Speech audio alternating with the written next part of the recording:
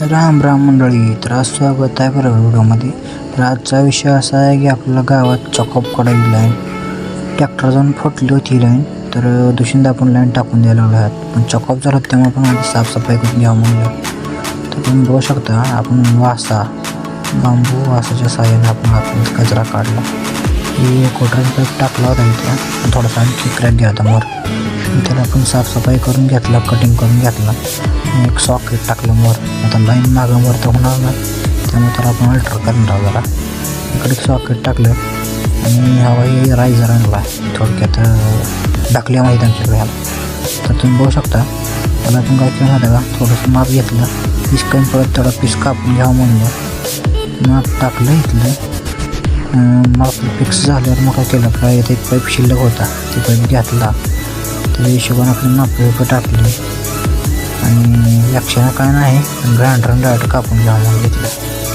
पटकन पाईप कापून घेतला, लगेच पाईपवाल्या ग्राइंडरनं फाईल मारून घ्यायचं केलं. फाईल म्हणजे काही वेळ नसते, पॉलिश करायची साईडनं. होय, असं पॉलिश करून घ्यायचं. पटकन ह्याला पॉलिश करून घेतलं, दुसरी साईड लगेच चालू केली पॉलिश करून घ्यायला. पॉलिश नाही, नुसतं घासून घ्यायचं. पटकन फिरवलं, सुचून डबा घेतला आपला आणि पटकन जॉईंट करून टाकावं म्हणलं. विषय कसा आहे माहीत आहे का, किरकोळ काम असते, फक्त ही जरा अडचणीत असते, पाणी चालू असते, मला जरा टाईम लागत असते. बघा 1 मिनटाचं काम आहे. रायझर ढाकला जायला टाईम लागत. ढाकल्यावर 200 सुचून तेवढं लावायचं भटकत. मग रबर असते, एवढं टेन्शन नसते एवढं. त्याची बाजू सरळ तेवढं बघायची बरं का, पाणी फिरा उडता होईल. तर एका साईडला आपण मस्तपैकी सुचून लावून घेतलं आणि ढाकल्याला लावला. तर ढाकल्या आमच्याकडं, मग तुमच्याकडे काय म्हणते मला तेवढं कमेंट करून सांगा बरोबर. तर बघू शकता आपण ह्याला मस्तपैकी सुजन लावलं, 200 सुजन लावून नुसतं ओढलं की लगेच संपलं.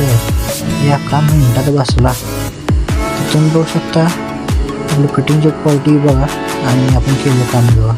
तर भेटू नवीन एका ब्लॉगमध्ये. राम राम मंडळी.